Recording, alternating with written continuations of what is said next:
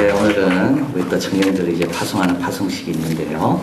특별히 우리 또 러시아 모스크바에서 선교사로 1992년부터 지금까지 사역하시는 우리 이건덕 선교사님 모셔서 말씀해 주셔서 얼마나 감사한지 모르겠습니다. 우리 선교사님이 32살 때 선교지를 가셨답니다. 아주 참, 여러분도 좀 몇 년 안 남아요. 곧 32 될 거 아닙니까? 그죠? 그래서 벌써 한 18년 선교지에서 사역하시고 참 20년을 그 모스크바에서 보내셨습니다. 그래서 6년은 처음 6년 언어만 배우시고 6년 동안 그 뒤에는 또 왕성하게 하나님 주신 비전과 계획을 따라 잘 사역하고 계십니다. 우리 1부, 2부 때도 은혜를 우리가 많이 받았는데요.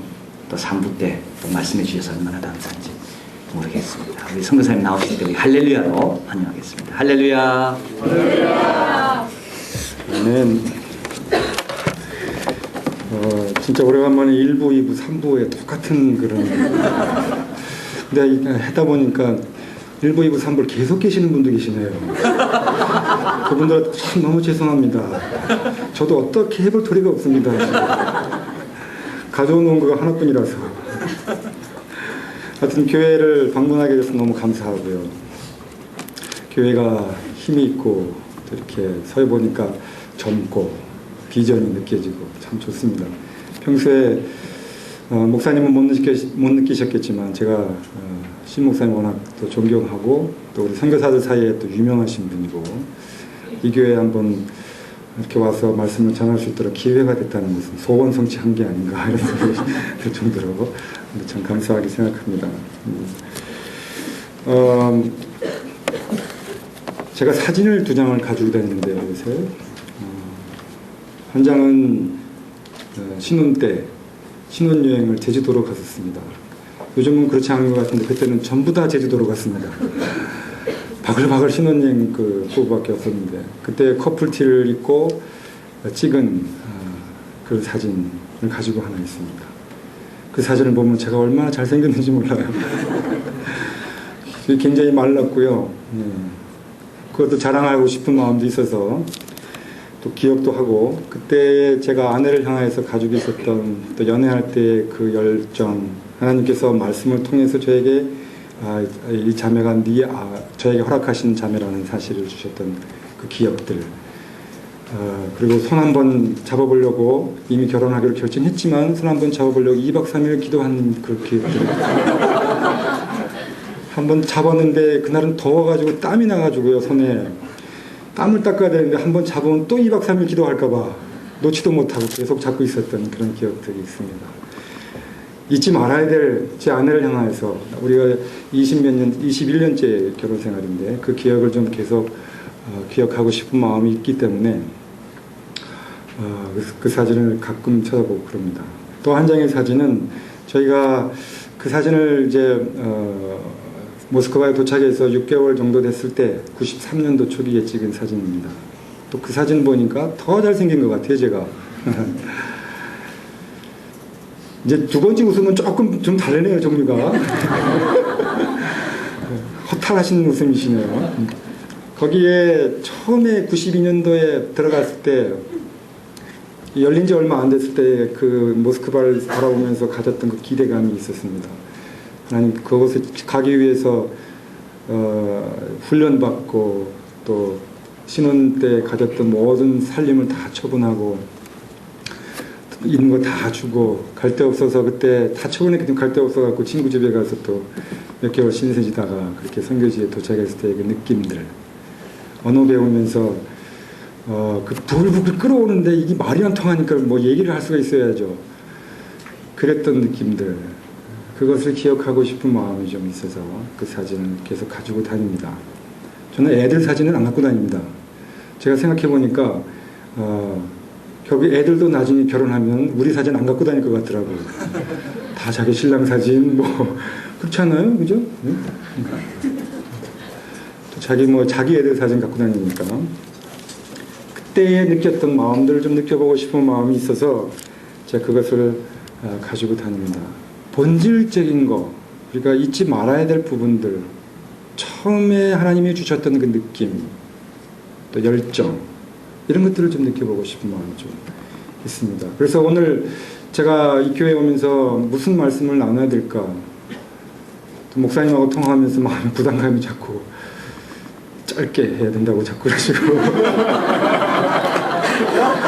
제가 알아요. 선교사들 길게 설교하는 거 저도 알아요. 저도 선교사로서 그래서 시간 계속 반복해서 말씀하시고, 아니 목사님 저한테 전혀 부담감을 안 주셨어요. 근데 시간만 말씀해 주셨어요. 20분. 그래서 자주 듣는 거고 자주 우리가 언급하고 기도하는 거지만, 이 말씀을 통해서 한번 선교의 그 본질적인 질문을 좀 한번 해보고 싶은 마음이 좀 들었습니다. 그래서 오늘은 선교가 무엇이냐, 왜 하얀 나라라고 얘기했냐면요, 러시아를 저는 하얀 나라로 부릅니다. 그것이 겨울이 하얗고, 봄에는 꽃이들이 하얀 꽃이들이 날려서 하얗고, 여름이 되면 밤이 하얗고, 또 사람들 피부가 하얗고, 또 언젠가는 러시아 백성들이 흰 옷을 입고 하나님 앞에 설 것을 기대하기 때문에 하얀 나라로 부릅니다. 오늘은 좀 그런 본질적인 질문에 대해서, 꿈에 대해서 얘기하는 시간을 좀 가졌으면 좋겠습니다. 첫째로 선교가 무엇이냐 하면요, 선교는 복음입니다. 1절 말씀에, 저는 개역 개정판을 가지고 있어서 조금 다를지 모르겠어요. 여호와여 주께서 전에는 내게 노하셨사오나 이제는 그 주의 진노가 쉬었고, 또 제 성경에는 돌아섰고, 그렇게 표현하고 있습니다. 2절 말씀에, 보라 하나님은 나의 구원이시라. 내가 신뢰하고 두려움이 없으리니 주 여호와는 나의 힘이시며 나의 노래시며 나의 구원이심이라는 말씀을 하고 있습니다. 3절 말씀에 계속해서 구원의 우물들에서 물을 기를 것이다. 우물들 복수형으로 사용하고 있죠. 그것은 그 어떤 풍요로움, 구원의 그 깊이, 풍성하심을 말하고 있지 않겠습니까? 여호와 하나님께서 이스라엘을 고통과 압박과 강대국과 아수르 제국의 핍박에서 이스라엘을 이제 벗어나게 해주시겠다, 구원하시겠다, 끌어내시겠다, 보호하시겠다 하는 그런 의미가 될 것입니다.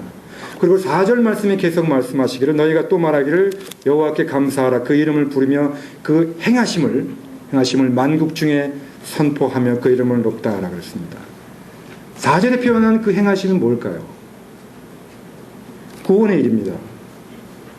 하나님이 행하신 구원의 일입니다. 그 표현을 5절에 보면 더 적절하고 아름답게 표현했습니다. 그 일은 바로 하나님이 행하신 극히 아름다운 일이었습니다. 저를 보지 마시고요, 성경을 한번 봐주시겠어요? 여기도 안 나오는데. 그래서 제가 마음에 부담감이 있어요. 저만 계속 보시면 그 말씀과 상관없이 그냥 제 얼굴만 보고 계신 것 같아가지고. 5절 말씀에 한번 보세요. 여호와를 찬송할 것은 뭐라고 그러셨죠? 극히 아름다운 일을 하셨으니 이를 온 땅에 알게 할지어다, 그렇게 말씀하십니다. 지금으로 말하자면 하나님께서 독생하신 아들 예수 그리스도를 이 땅에 보내셔서 이는 저를 믿는 자마다 멸망치 않고 영생을 얻게 하시려는 그 일이 어떤 일이라고요? 세상에서 가장 아름다운 일이라고 말씀하셨습니다.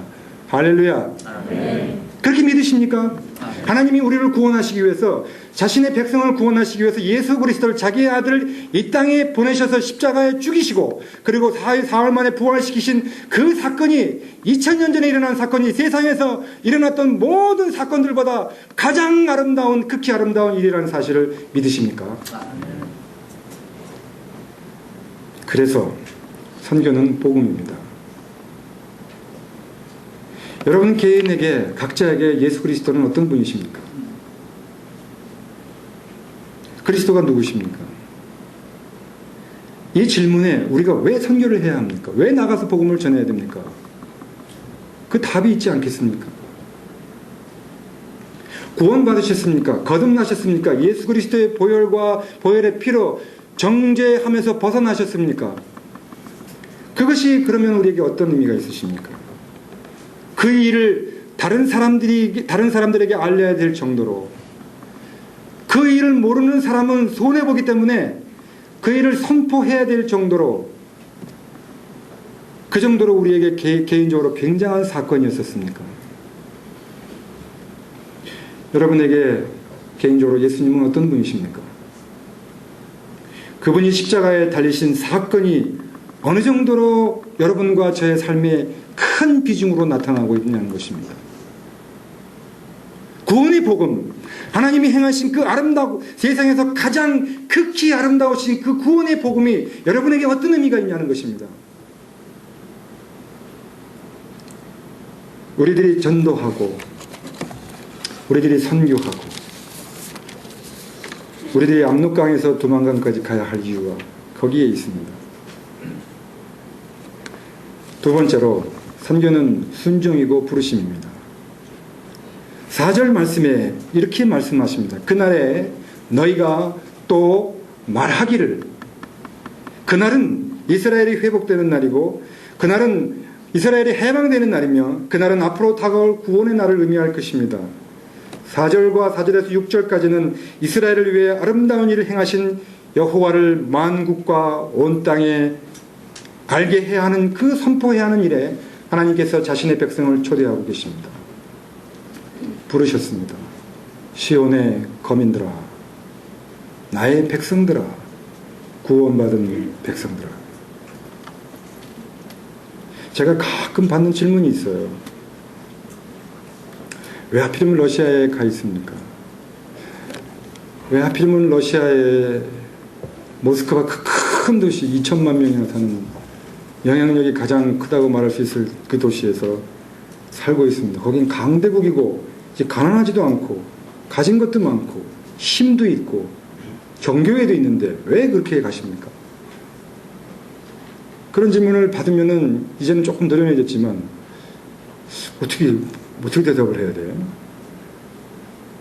근데 한 가지 대답밖에 없어요. 아무리 생각하고 또 검증하고 제 자신을 돌아봐도 간단합니다. 제가 가지고 있는 대답은. 그것은 부르심 때문에 그렇습니다. 하나님께서 저희들을 선교사로 부르셨고 하나님께서 저희들을 러시아와 모스크바로 부르셨습니다. 하나님께서 저희들을 그곳에 있도록 하셨습니다. 하나님께서 저희들을 그곳에서 젊음을 보내도록 부르셨습니다. 하나님께서 저희들의 꿈과 비전과 소망을 다 그곳에 두도록 하셨습니다. 하나님께서 우리의 삶의 모든 것들을 그곳에 드리도록 부르셨다는 사실입니다. 그것이 저희 가정이 모스크바에서 사역하는 유일한 이유입니다. 그래서 저는 요즘에 많이 생각하는 게 뭐냐면요, 그렇기 때문에 선교사는 소모품이다, 그런 생각을 해요.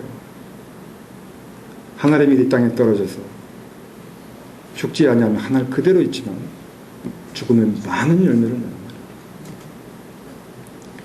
그래서 어떤 때 그런 도전이 있었어요. 나 하나 멋있는 선교사, 훌륭한 선교사, 칭찬받는 선교사, 그런 하늘의 아름다운 하늘로 남아있을 것이냐, 아니면 완전히 썩어서 없어져서 그 열매는 현지인이 먹고 그 영광은 하나님께서 받으시고 그 칭찬은 교회들이 받고 나는 썩어서 없어졌다. 훌륭하게 느껴지세요? 아니에요. 우리의 삶이 그렇습니다. 하나님이 그렇게 썩어 없어지도록 선교사로 부르셨다는 것입니다. 왜 우리들이 선교를 해야 한다고 생각하십니까? 누구를 위해서 우리를 부르셨습니까? 선교지에 죽어있고 죽어가는 영혼들이 안타깝기 때문에 해야 된다. 맞습니다. 그것이 우리에게 동기를 주고 우리에게 명분을 줍니다. 그렇지만 더 중요한 이유가 또 하나 있습니다. 그것은 뭐냐면 그 일을 행하신, 복음을 주시고 그 다음에 예수 그리스도 이 땅에 보내셔서 그 일을 행하신 하나님께서, 그 일을 행하신 하나님의 이름이 높임을 받고 그 일을 행하신, 그 아름다운 일을 벌리신, 그 사건을 일으키신 하나님께서 사람들에게 알려져야 하기 때문에 그렇습니다. 아멘? 하나님이 주인공이십니다. 선교지에서 안타깝게 죽어가는 사람들이 보면 안타깝지만, 그러나 진작에 그 선교의 주인공은 하나님이십니다. 하나님이 선포되고 하나님이 알려지고 그 아름다운 일이 세상 사람들에게 알려져야 합니다. 듣든지 말든지 하나님의 이름이 선포되어야 하는 것이죠. 그리고 세 번째로, 선교가 뭐냐면요, 선교는 비전입니다. 제가 막 흥분하다 보면 원고에서 벗어나요. 그러면은 부담이 됩니다. 시간이 지나갈까봐. 웃으셔도 돼요. 자, 세 번째로 선교가 뭘까요? 선교는 비전입니다. 사랑하는 여러분, 사람들이 비전을 말할 때는 미래를 말하지 않습니까? 꿈이 뭐예요? 목표가 뭡니까? 제가 청년들한테 많이 해요. 지금. 비전이 뭔가? 그 꿈은 보통 자기가 현재까지 성취하지 못하고 앞으로 하고 싶은 일들, 되었으면 좋겠다고 생각하는 일들을 말하는 것입니다. 그래서 비전은 가능하면 크게 갖는 거고, 꿈은 크게 꾸는 게 좋잖아요. 안 그렇습니까? 죄송합니다. 그렇게 물어봐서. 믿으십니까? 네. 이런 얘기를 들은 적이 있어요. 50대가 되면은요, 배운 사람이나, 들을 때는 거기에 nom자가 붙어 있었습니다. 근데, 배운 사람, 50대가 되면 배운 사람이나 못 배운 사람이나 똑같다. 60대에는 돈 있는 사람이나 돈 없는 사람은 똑같다. 70대가 되면 마누라 있는 사람이나 없는 사람이나 똑같다. 80대가 되면 죽은 사람이나 사는 사람이나 똑같다. 근데 왜 이 말이 이렇게 은혜가 되는지 모르겠어요. 꿈은 누가 꾸는 겁니까? 사랑하는 여러분, 꿈은 누가 꾸는 겁니까? 이 앞에 있는 청년들이 꾸는 거라고요? 맞습니다. 우리의 자녀들이 꾸는 거에 맞습니다. 그렇지만 우리가 50대가 돼서 60대가 돼서 70대가 돼서 80대가 돼갖고 왜 뭐 꿈을 못 꿀 것 같아요? 우리도 꿈을 꿀 수 있는 거 아니겠습니까? 우리도 비전을 가질 수가 있다고요. 하나님께서 우리에게 주신 꿈을 계속 꾸어나갈 수 있는 거 아니겠습니까? 선교는 비전입니다. 아멘. 그래서 우리가 나이가 들어가도 꿀 수 있는 거고요. 우리가 건강이 약해져도 꿀 수 있는 거고, 가진 것이 없어도 꿀 수 있는 거고, 준비가 안 돼도 꿀 수가 있는 거고, 성격적인 결함이 있는 것 같아도, 아직도 덜 성숙한 것 같아도 우리가 꿀 수 있는 것이 바로 비전이고 선교이지 않겠습니까? 선교는 뭐라고 생각하십니까? 비전입니까? 투자입니까? 선교는 꿈입니까? 맞습니다. 꿈입니다. 꿈으로 갖는 것입니다. 마음에 품는 겁니다. 그러니까 투자해서 이익을 얻는 게 아니라는 것이죠. 요즘 어떤 분들은 한 명의 러시아 선교사에게 투자할 돈이면, 러시아가 비싸긴 비쌉니다. 실은 비싸긴 많이 비싸졌어요. 근데 나하고 상관없이 비싸졌거든요. 내가 비싸라고 말한 것도 아니고, 비싸지라고 도와준 것도 아니고, 비싸지라고 역할을 해준 것도 아니고, 가만히 있으니까 막 올라가더라고요. 집세도 올라가고 막 올라가. 어떻게 해요? 그런데 러시아 선교사 한 명 보낼 예산이면은 필리핀이나 이런 데 10명은 보낸다. 안 돼, 뭐 10명이 좀 많은 것 같으면 5명. 그렇게 말해요. 요즘은 대세가 러시아가 아니라고 말하는 분이 있어요. 제가 한국 와서 들으니까 요즘 대세는 2PM? 요즘의 대세는 니쿤이라고 하더라고요. 여기서 웃어야 되는데 안 웃으시니까 이게 좀 준비했는데 2부 때는 많이들 웃으시던데 3부 때는 안 웃으시니까, 아니 너희들이라도 좀 크게 웃어라. 니네들은 다 알잖아.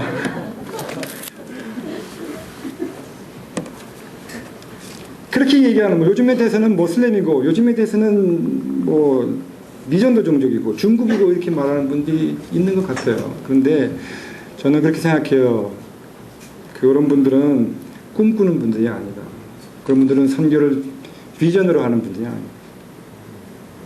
선교는 비전입니다. 그건 비즈니스가 아니고 미래를 보는 겁니다. 저희들은 러시아의 가능성을 봅니다.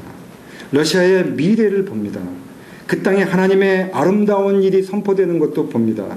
그 땅을 통해서 하나님의 또 그 땅을 통해서 나온 헌신된 그 러시아의 그 멋있는 청년들이 하나님 앞에 헌신하고 나와서 그 놀라운 일을 또 각 나라에 선포하는 것도 봅니다. 어느 날 한국에 러시아 선교사가 올지도 모르죠. 본문 6절에 한번 보십시오.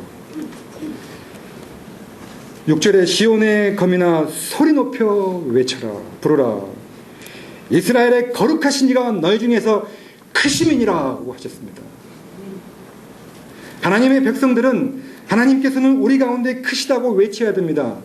아름다운 일을 극히 아름다운 일을 행하신, 시온의 백성들을 구원하시기 위해서 놀라우신 가장 아름다운 일을 행하신, 벌리신 사건을 일으키신 그 하나님께서는 이 세상에서 가장 크신 분이다.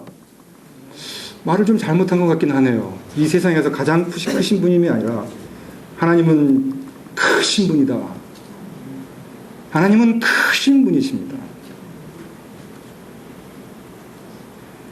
그 사실을 마음 깊숙한 곳에서 믿음으로 외치고, 비록 우리의 보잘것없는 삶이지만 하나님의 그 아름다운 일이 온 세상 가운데 선포되는 그 거룩한 일에 겁없이 계산 없이 비전으로 헌신하는 일이 일어나야 할 것입니다. 선교는 무엇이라고 생각하십니까? 왜 합니까? 왜 또 우리들이 해야 합니까?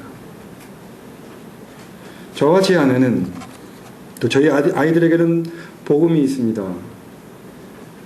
저희들에게는 부르심이 있습니다. 그리고 저희들에게는 꿈이 있습니다. 러시아가 언젠가는 회복할 것이다.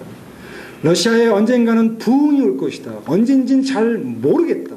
하지만 우리가 꿈과 비전으로 그 땅을 바라보면서 우리의 들여진 이것이 씨앗이 되어져서 우리의 썩어짐이 씨가 되어서 언젠간 하나님께서 그곳에 부흥을 일으키실 것이다. 언제 일어날지는 잘 모르겠다. 우리 때 안 되면 우리 자녀들에게 물려주고, 우리 자녀들 때 못 보면은 우리 그 자녀들이 그 비전을 물려받고, 하나님의 부흥이 일어나서 그 땅에 하나님의 백성들이 일어나서 온 세계를 향해서 하나님이 일으키신 그 극히 아름다운 일을 선포할 때까지, 그 큰 땅 러시아가 사용될 때까지 저희들은 끝까지 가는 겁니다. 사랑하는 형제자매님, 비전 트립 가시죠. 큰 축복의 시간이 될 것입니다. 많이 배우고 오십시오.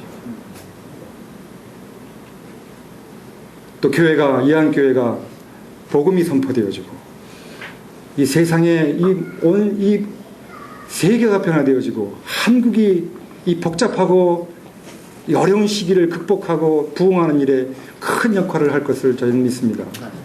주님께서 이 교회를 사용하시고, 목사님을 사용하시고, 여러분들을 사용하실 것을 믿습니다. 기도하시겠습니다.